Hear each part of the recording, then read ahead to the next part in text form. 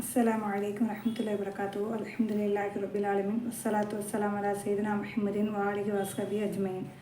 இன்னைக்கு எதை பற்றி பார்க்க போகிறோன்னா, ஆடை அணிவதின் ஒழுக்கங்களை பற்றி தான் இன்ஷா அல்லாஹ் நம்ம பார்க்க போகிறோம். இந்த ஆடை என்பது அல்லாஹ்வுடைய அருள். சூரத்துல் ஆராஃபில் அல்லாஹ் தஆலா சொல்கிறான் 7:26. ஏன்னா ஆதமுடைய பிள்ளைகளே, உங்களுக்கு வெட்கத்தலங்களை மறைக்கிறதுக்காகவும் அலங்காரத்துக்காகவும் தான் உங்களுக்கு இந்த ஆடையை தந்திருக்கேன். அப்புறம் எப்படிப்பட்ட ஆடை சிறந்தது அப்படின்னு கேட்டால், இறையச்ச ஆடை தான் சிறந்தது. நீங்கள் சிந்திச்சிங்க அப்படின்னா உங்களுக்கு என்னுடைய சான்று இருக்குன்னு அல்லாஹ் தஆலா சொல்கிறான். அதுக்கடுத்து 16:61 அல்லாஹ் தஆலா சொல்கிறான், வெப்பத்தில் இருந்து உங்களை காக்கக்கூடிய சட்டையாகவும் போர்லேருந்து உங்களை காக்கும் கவச உடையாகவும் அல்லாஹ் தஆலா ஏற்படுத்தி வச்சுருக்கான். நீங்கள் கட்டுப்பட்டு நடக்கணும் அப்படிங்கிறதுக்காண்டி தான் இப்பேற்பட்ட அருள்கொடைகளை அல்லாஹ் தஆலா முழுமைப்படுத்தி வச்சுருக்கானா தனது அருளிலிருந்து. சரிங்களா? அதுக்கடுத்து முஸ்லீமில் பதிவு செய்யப்பட்ட ஒரு ஹதீஸு என்னன்னு கேட்டால், நபி ஸல்லல்லாஹு அலைஹி வஸல்லம் சொல்கிறாங்க, யாருடைய உள்ளத்தில் அணு அளவு தற்பெருமை இருக்கோ அவங்க சொர்க்கம் செல்ல மாட்டாங்க அப்படின்னு சொல்கிறாங்க. உடனே ஒரு மனிதர் சொல்கிறாரு, நான் ஆடை அழகாக இருக்கணும், என் செருப்பு அழகாக இருக்கணும் அப்படின்னு நான் விரும்புகிறது தற்பெருமையில் சேருமா அப்படின்னு கேட்காரு. இப்போ ரசூலுல்லாஹ் சொல்கிறாங்க, அல்லாஹ் அழகானவன் தான், அழகத்தான் தற்பெருமை அப்படிங்கிறது ஆணவத்தோடு உண்மையை மறுப்பது, கேவலமாக மக்களை மதிப்பது அப்படின்னு சொல்கிறாங்க. இந்த ஹதீஸை அப்துல்லா இப்னு மசூத் ரலியல்லாஹு அறிவிக்கிறாங்க. முஸ்லீமில் 147வது ஹதீஸாக இது பதிவு செய்யப்பட்டிருக்கு. அப்புறம் எப்படிப்பட்ட ஆடை அணியக்கூடாது அப்படின்னு பார்த்தா, அழுக்கான ஒரு ஆடையை அணியக்கூடாதான் ரசூலுல்லாஹ் தடுத்திருக்காங்க. நபி ஸல்லல்லாஹு அலைஹி வஸல்லம் சொல்கிறாங்க, ஒரு மனிதர் அழுக்கான ஆடையை உடுத்திட்டு இருக்காரு. அதை ரசூலுல்லாஹ் பார்க்காங்க. அப்போ ரசூலுல்லாஹ் கேட்காங்க, இவர் சோப்பை எதையும் பெற்றுக்கொள்ளலையா? அப்போ அந்த காலத்தில் நம்ம இப்போ சோப்பு பயன்படுத்துகிற மாதிரி அந்த காலத்தில் தூய்மைப்படுத்தக்கூடிய ஒரு பொருள் இவருக்கு கிடைக்கலையா அப்படின்னு கேட்காங்க. ஏன்னா இது அபுதாவுதில் பதிவு செய்யப்பட்ட ஹதீஸு. ஜாபிர் ரலியல்லாஹு அறிவிக்கிறாங்க. அதுக்கடுத்து ரசூலுல்லாஹ் சொல்கிறாங்க, ஆடை அணியும் போது எப்படி அணியணும் அப்படின்னு கேட்டால், ஆடை அணியும் போது ஒளி செய்யும் போதும் எப்போ இருந்தாலும் சரி வலதுபுறத்தில் இருந்து தான் நீங்கள் ஆரம்பிக்கணும் அப்படின்னு சொல்கிறாங்க. இது அபூ ஹுரைரா ரலியல்லாஹு அறிவிக்கிறாங்க. இதுக்கு ஆதாரமும் அபுதாவுது தான். அப்புறம் ஒரு புது ஆடை நம்ம அணிஞ்சோம் அப்படின்னு சொன்னால் ரசூலுல்லாஹ் சொல்கிறாங்க, அதுக்கு ஒரு துவா ஓதணுமா. அல்லாஹும்ம லக்கல் ஹம்து அந்த கசௌத்தனிஹி அந்த கசௌத்தனிஹி அசலுக்க ஹைரகு வ ஹைரமா சுனியாயிலகு வவுதுபிக்க மின் சர்ரி வ ஷர்ரிமா சுனியாயிலகு அப்படிங்கிற துவா நம்ம ஓதணுமா. இதுக்கு பொருள் என்னன்னு கேட்டால், அல்லாஹ் இந்த ஆடை எனக்கு நீ அணிவிச்சிருக்க, நீ தான் எல்லா புகழுக்கும் உரியவன். இந்த ஆடையினுடைய நன்மையையும், அதாவது எதுக்காக தயாரிக்கப்பட்டுச்சோ அந்த நன்மையை உன்ட்ட நான் கேட்க, அதான் மானத்தை மறைக்க, என்னுடைய மானம் மறைக்கப்படணும் அப்படின்னு. இதனுடைய தீமை எதற்காக தயாரிக்கப்பட்டதோ அந்த தீங்கிலிருந்தும் உன்ட்ட நான் பாதுகாக்கிறேன் அப்படின்னு இதனுடைய பொருளாக இருக்குது. இது அபு சயீத் ரலியல்லாஹு அறிவிக்கிறாங்க. இதுக்கு ஆதாரம் திர்மிதி. சரிங்களா? ஆடை எப்படிப்பட்ட ஆடை அணியக்கூடாது அப்படின்னு கேட்டால், தரையில் இழுத்துட்டு போவாங்களே, இந்த ஃபேஷன் டிசைனிங்கில் போடுவாங்கள்ல, அந்த மாதிரி ஆடையை நம்ம அணியக்கூடாதான் ரசூலுல்லாஹ் எச்சரிக்கிறாங்க. எப்படி அப்படின்னு பார்த்தோம் அப்படின்னா, 3 வகையான நபர்கிட்ட அல்லாஹ் மறுமையில் பேச மாட்டானா, அவங்கள பார்க்கவும் மாட்டானா, அவங்கள பரிசுத்தப்படுத்தவும் மாட்டானா, அவங்களுக்கு கடுமையாக வேதனை இருக்குன்னு அல்லாஹ் தஆலா சொல்கிறான். இந்த இறைவசனத்தை ரசூலுல்லாஹ் 3 தடவை ஓதுறாங்க. அப்போ அபூதர் ரலியல்லாஹு கேட்காங்க, தோல்வியடைந்து விட்டார்கள், நஷ்டமடைந்து விட்டார்கள் அப்படின்னு சொல்லிட்டு அல்லாஹ்வின் தூதரை யார் அப்படின்னு கேட்காங்க. என்ன யார், அவங்க யார் அப்படின்னு கேட்கும்போது அதுக்கு ரசூலுல்லாஹ் சொல்கிறாங்க, தன்னுடைய கணுக்காலுக்கு கீழே ஆடை இழுத்து கொண்டு செல்பவன், செய்த உதவியை சொல்லி காட்டுவவன், பொய் சத்தியம் செய்யக்கூடியவன், பொய் சத்தியம் செஞ்சு அந்த பொருளை விற்கக்கூடியவன் அப்படின்னு சொல்கிறாங்க ரசூலுல்லாஹ்.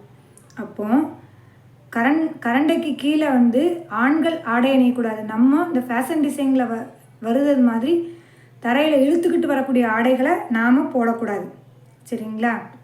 அதான் ரசூலுல்லாஹ் சொல்கிறாங்க, ஆண்கள் வந்து கரண்டைக்கு கீழே அணிஞ்சால் அவர்கள் இவ்வுலகத்திலே நரகவாதிகள் என்று பதியப்படுமா. பெண்கள் வந்து கரண்டைக்கு மேலே அணிஞ்சாலும் அவர்கள் இவ்வுலகத்திலே நரகவாதிகள் என்று பதியப்படுவார்களாம். அல்லாஹ் பாதுகாக்கணும். சரிங்களா. அப்புறம் தரையில் இழுக்குத மாதிரி ஆடை அணிஞ்சாங்க அப்படின்னா உங்களுக்கு என்ன தண்டனைன்னு பார்ப்போம். ரசூல்லா சொல்கிறாங்க, யார் தனது ஆடையை பெருமையுடன் தரையில் இழுத்துட்டு போகிற மாதிரி சொல்கிறாங்களோ அவங்கள அல்லாஹ் தஆலா மறுமையில் எடுத்து கூட பார்க்க மாட்டானா அப்படின்னு சொல்லிட்டு அபூபக்கர் ரலியல்லாஹு வந்து ரசூல்லா வந்து சொல்கிறாங்க. உடனே அபூபக்கர் ரலியல்லாஹு வந்து சொல்கிறாங்க, அல்லாஹ்வின் தூதரே, நான் கவனமாக இல்லாட்ட சில நேரம் என்னுடைய கீழே அங்கி வந்து 2 பக்கமும் சரிஞ்சு இழுத்துக்கிட்டே வருத அப்படின்னு. அப்போ ரசூல்லா உடனே சொல்கிறாங்க, நீங்கள் வந்து தற்பெருமையோடு அப்படி செய்யக்கூடியவங்க நீங்கள் கிடையாது அப்படின்னு. இப்போ சஹாபாக்கள் வந்து எந்த அளவுக்கு அஞ்சிருக்காங்கன்னு பாருங்கள். அறியாமையில் செய்யக்கூடிய தவறை கூட ரசூல்லாட்ட சொல்லிவிட்டு இது பாவமாக ஆகுமா அப்படின்னு கேட்குறாங்க. அல்லாஹ் பாதுகாக்கணும். ஒரு காலமும் நம்ம அப்படி இருக்கக்கூடாது, யாருக்காகவும் இருக்கக்கூடாது, பெருமைக்காகவும் இருக்கக்கூடாது. சரிங்களா. இது வந்து இப்னு உமர் அலியில் அறிவிக்கிறாங்க. இது புகாரியில் பதிவு செய்யப்பட்ட ஹதீஸு. இது வந்து 5784. கவனிச்சுக்கோங்க. அபுதாவுது, நசை, திருமிதி இந்த மாதிரி உள்ளதில் மட்டும் நான் நம்பர் சொல்லலை. ஏன்னா நீங்கள் நம்பர் வந்து அதில் வந்து தமிழ் புக்கில் ஒரு மாதிரி இருக்கும், இது அரபு புக்கில் உள்ள நம்பர். புகாரி முஸ்லீம் வந்து ஆரம்பத்தில் தமிழில் இருந்ததுனால நான் உங்களுக்கு நம்பர் சொல்கிறேன். சரிங்களா. அதுக்கடுத்து என்னன்னு கேட்டால், இறுக்கமான ஒரு ஆடையை அணியக்கூடாதான், டைட்டான ஆடை வந்து அணியக்கூடாதான். அதை பற்றி ரசூலா என்ன சொல்கிறாங்கன்னு பார்ப்போம். கையை வெளியே எடுக்க முடியாத அளவுக்கு இறுக்கமான ஆடையை வந்து நம்ம வந்து போடக்கூடாது. ஒரே ஆடையாக அணிஞ்சிருக்கும்போது மர்மஸ்தானம் தெரிகிற அளவுக்கு 2 முழங்காலையும் நட்டி உட்காருவதையும் ரசூலா வந்து தடை செஞ்சுருக்காங்க. இன்றைக்கி நல்லா பாருங்கள், லெகின்ஸ் போட்டு ஒட்டுநாக்கில் பனியன் போட்டு ஆணும் பெண்ணும் அப்படி காலை ஒரு மாதிரி வச்சுக்கிட்டு அசிங்கமாக தான் இருப்பாங்க. சரிஞ்சு உட்காந்துருப்பாங்க, இல்லை இந்த 2 காலையும் நட்டி வச்சுட்ருப்பாங்க. எல்லாம் பாதுகாக்கணும். அசிங்கமாக அப்படி உட்காரக்கூடாது. சரிங்களா. அபு சயீத் ரலியல்லாஹு வந்து இந்த ஹதீஸ் அறிவிக்கிறாங்க. புகாரியில் வந்து 367 பதிவு செய்யப்பட்டிருக்கு. அப்புறம் இன்னும் எப்படிப்பட்ட ஆடை அணியக்கூடாதுன்னு கேட்டால், பெண்களை போன்று ஆண்கள் அணியக்கூடாது, ஆண்களை போன்று பெண்களும் ஆடை அணியக்கூடாது. சரிங்களா. ரசூல்லா சொல்கிறாங்க, ஆண்களில் பெண்களை போல பாவனை செய்து கொள்கிறவங்களும் பெண்களில் ஆண்களை போன்று பாவனை செய்து கொள்ளக்கூடியவங்களும் ரசூல்லா வந்து சபிக்கிறாங்க. ஏன்னா இது வந்து இப்னு அப்பாஸ் ரலியல்லாஹு அவங்க அறிவிக்கிறாங்க. புகாரியில் வந்து 5885. அதுக்கடுத்து வெள்ளை ஆடையும் காவி ஆடையும் பற்றி நம்ம தெரிஞ்சுக்கிறோம். ஆடைகளில் சிறந்தது எது அப்படின்னு கேட்டால் ரசூல்லா சொல்கிறாங்க, வெண்மையான ஆடைகளை வந்து அணியணுமா. ஏன்னா அதுதான் நம்ம ஆடையில் சிறந்த ஆடையாம். இறந்தவங்களுக்கு அந்த வெள்ளை ஆடையை கொண்டு கஃன் எடுங்க. சில இடத்துல வந்து கணவன் இருந்தால் அந்த ரெட் கலர் துணியிலால் தான் கஃன் ஆடை இருக்கும். எல்லாம் பாதுகாக்கணும். வெள்ளை துணியில் தான் எப்போதுமே கஃன் இடக்கூடியவங்களாக இருக்கணும். ரசூல்லா சொல்லுக்கு மாறு செய்யக்கூடாது. எல்லாம் நம்மளை பாதுகாக்கணும்.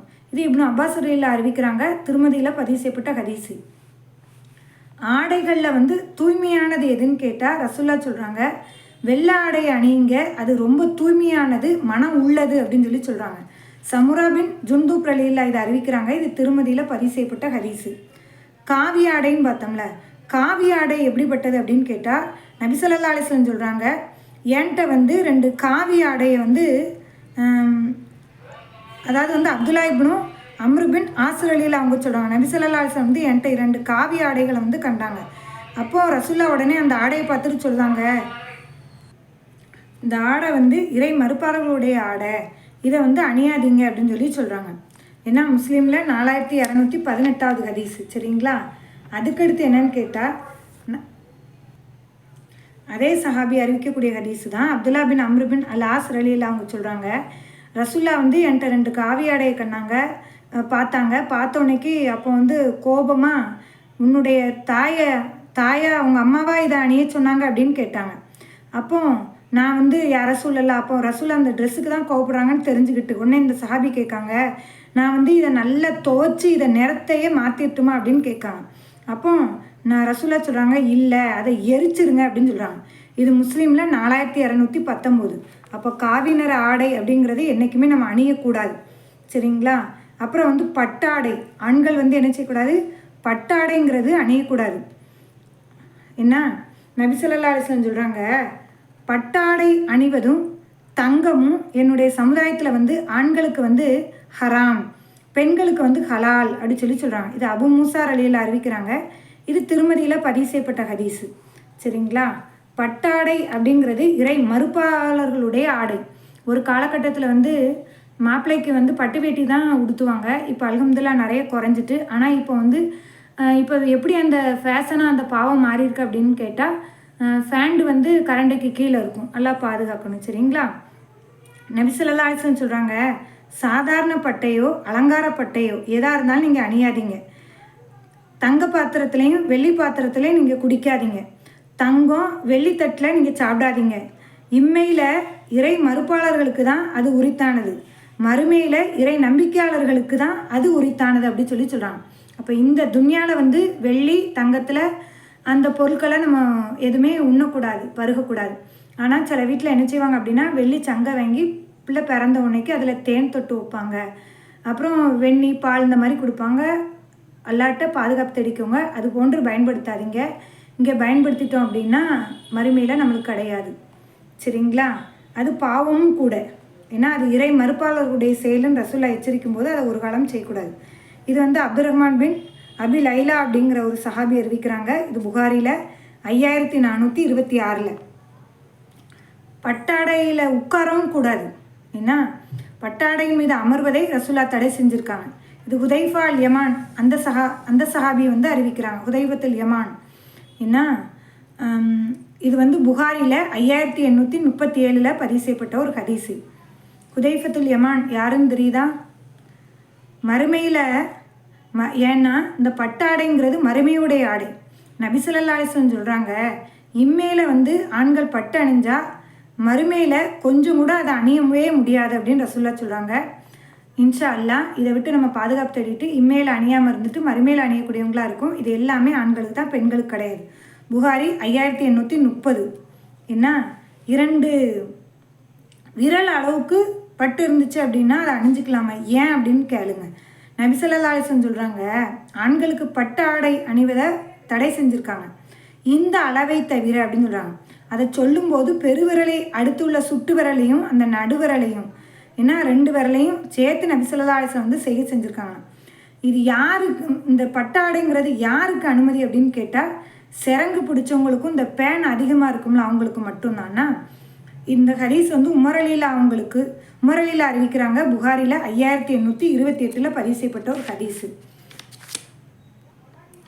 அப்துல் ரஹ்மான் இப்னு ஆஃப் ரலியல்லாஹு ஜுபைர் ரலியல்லாஹு சொல்கிறாங்க, சிறங்கு நோய் இருந்த காரணத்தில் அவங்களுக்கு மட்டும் பட்டாடை அணியதுக்கு நபி ஸல்லல்லாஹு அலைஹி வஸல்லம் வந்து அனுமதி கொடுத்துருக்காங்க. சரிங்களா? புகாரில் 2919 அனஸ் ரலியல்லாஹு வந்து அறிவிக்கிறாங்க. அதுக்கடுத்து வந்து பெண்களுடைய ஆடை அப்படிங்கிறது எப்படி இருக்கணும் அப்படின்னு கேட்டால், அல்லாஹ் தஆலா தன்னுடைய திருமறையில் 24வது சூறால 31வது ஆயத்தில் சொல்கிறான், பார்வையை வந்து நம்ம தாழ்த்தி கொள்ளணும், கற்பை வந்து பேணி கொள்ளணும். இது யாருக்கு? நம்பிக்கை கொண்ட பெண்களுக்கு இந்த சட்டத்தை சொல்லுங்க அப்படின்னு சொல்கிறாங்க. நம்பிக்கை கொண்ட பெண்கள் கேட்பாங்க. யார்? இறை நம்பிக்கை கொண்ட பெண்கள். இறை நம்பிக்கை அல்லாதவங்க அப்படிலாம் ஒன்றும் கிடையாது அப்படின்னு புறந்தள்ளுவாங்க. அல்லாஹ் பாதுகாக்கணும். அவங்க தமது அலங்காரத்தை வந்து வெளியே தெரியக்கூடியதை தவிர மற்றவற்றை வெளிப்படுத்தக்கூடாது. முக்காடு என்பது மார்பின் மீது போட்டுக்கொள்ளட்டும். இன்னைக்கு முக்காடு கழுத்துக்கு தான் இருக்குது, மார்புக்கு அல்லாததாக இருக்குது. அல்லாஹ் முக்காடை எதை சொல்கிறான்? சுட்டி காட்டி சொல்கிறான், மார்பின் மேல் போட்டுக்கொள்ளட்டும் சொல்கிறான். அதுக்கடுத்து வந்து எது அணிய தடை அப்படின்னு கேட்டால், சப்தம் வர்ற கொலுசை அணிததுக்கு நம்மளுக்கு தடை. என்ன? இது அல்லாஹ் தஆலா தன்னுடைய திருமறையில் 24வது சூறால 31வது ஆயத்தா சொல்கிறான். அவர்கள் மறைத்திருக்கும் அலங்காரம் வந்து அறியப்படணும் அப்படிங்கிறதுக்காண்டி கால்களை வந்து அடித்து நடக்க வேணாம். நடக்கும்போது தானே சத்தம் வரும். அப்போ சத்தம் வரக்கூடிய ஒரு பொருளை போடக்கூடாது. ஏன்னா அதுக்கடுத்து 24ல் 31வது ஆயத்தில்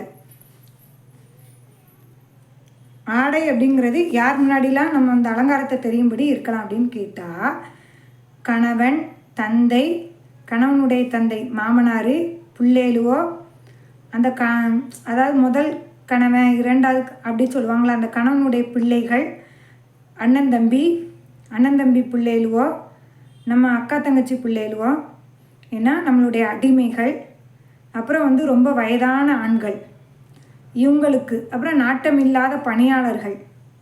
சரிங்களா? இப்படிப்பட்டவங்கள்ட்ட வந்து நம்ம வந்து அலங்காரத்தை வந்து வெளிப்படுத்தலாம். மற்றவங்கள இடத்துல நம்மளுடைய அலங்காரத்தை வந்து வெளிப்படுத்தக்கூடாது. சின்ன பிள்ளையில இருந்தால் அதுக்கு முன்னாடி நம்ம நின்றுக்கலாம். சரிங்களா?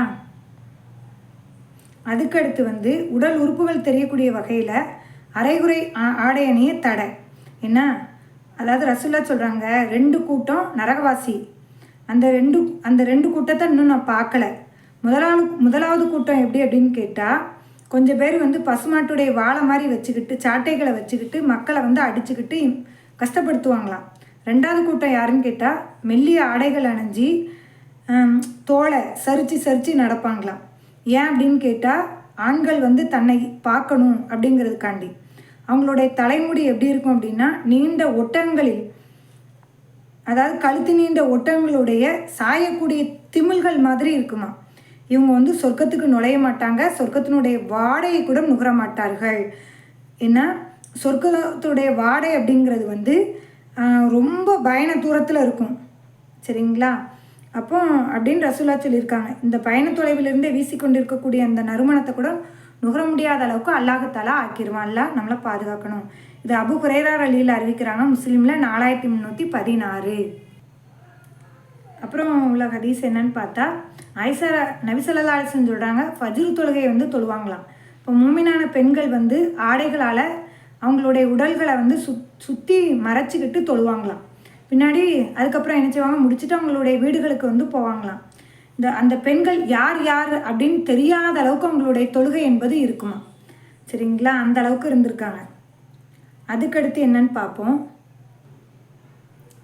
இந்த மாதிரிலாம் நம்ம வந்து இருந்தோம் அப்படின்னு சொல்லி சொன்னால், இப்போ வந்து இன்னைக்கு முன்னாடி வந்து என்ன செய்வாங்க அப்படின்னா, ஜாக்கெட் வந்து மேலே ஒசந்து போய் இருக்கும், கையும் வந்து ரொம்ப கட்டையாக இருக்கும். சரிங்களா?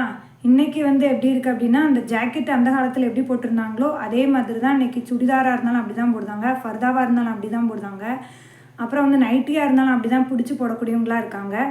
இந்த மாதிரி இருக்கக்கூடாது. இவங்க எந்த இடத்துக்கு போவாங்க அப்படிங்கிறதையும் ரசூல்லா சொல்லியிருக்காங்க.